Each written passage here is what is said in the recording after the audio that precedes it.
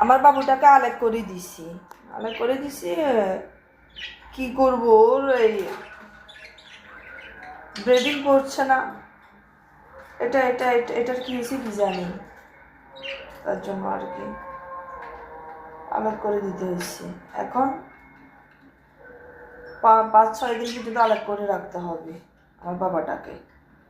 অনেক কিরকম করতেছে, ও বের হয়ে যাবে।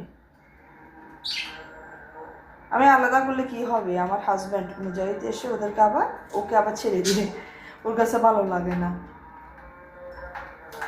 আজকে 1.5 বছরের উপর হবে, ও ব্রিডিং হচ্ছে না ওদের।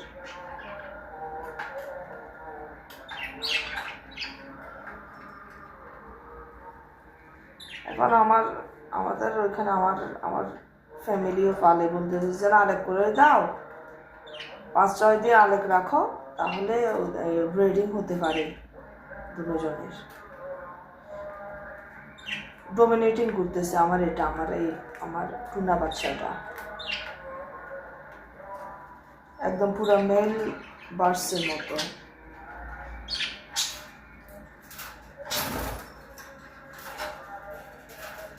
আর এখানে জিনিসটা দিয়ে যাচ্ছে, আলহামদুলিল্লাহ আমার এই জোড়াটা মধ্যে ডিম পাড়ছে। এখনো বাসাটাকে অন্ধকার করে দেওয়ার জন্য এটা করছি আর কি। ওকে নিয়ে আমার টেনশন, ও ডিম থেকে শুধু বের হয়ে যাচ্ছে।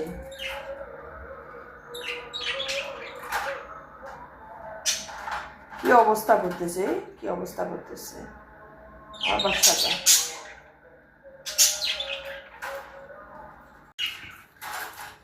কি রকম করতেছে,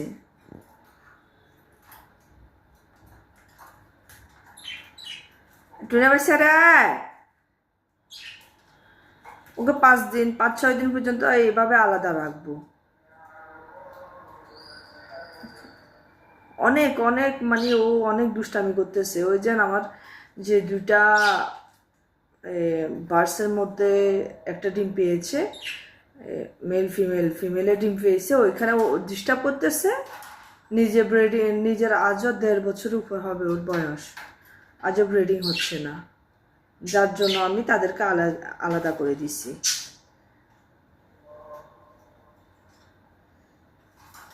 কি অবস্থা করতেছে, থাকবে না, ও বের করে দিব।